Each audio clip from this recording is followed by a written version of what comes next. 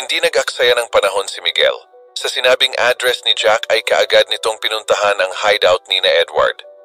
Sa sobrang pagkagalit ni Miguel ay dinala nito ang kanyang sniper rifle upang ubusin ang grupo ni na Edward. Sinugod ni Miguel sina Edward. Naglaban ang mga ito, matira ang matibay. Ano, Miguel? Ano ng bala, no? Nagpatuloy naman ang grupo ni na JB na hanapin si Kenji. Kahit nakatali na ang mga kamay ni Kenji ay lumalaban pa rin ito sa mga Raijin. Nakuha ni na Max si Kenji. Kita sa mukha ni Andres ang pagkagalit nito. Pareho tayo mga matay dito. Pangawalan mo na ako. Bilis!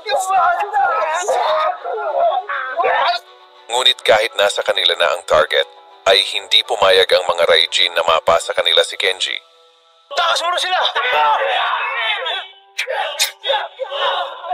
Lalong dumadami ang mga kalaban. Mahigpit na ang labanan. Upang maitakas si Kenji ay naghiwalay ang grupo.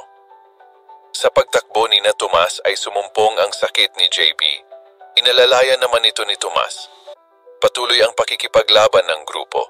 Mapanganib at madugong pakikipaglaban.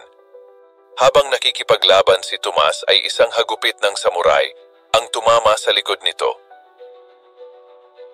Dugo ang tumimbuwang si Tomas.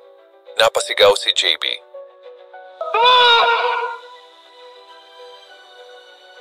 Hindi nito maikilos ang kanyang kamay. Ano ang naghihintay na kapalaran kay Tomas? Abangan pa natin guys ang mga maaksyong episode ng Incognito.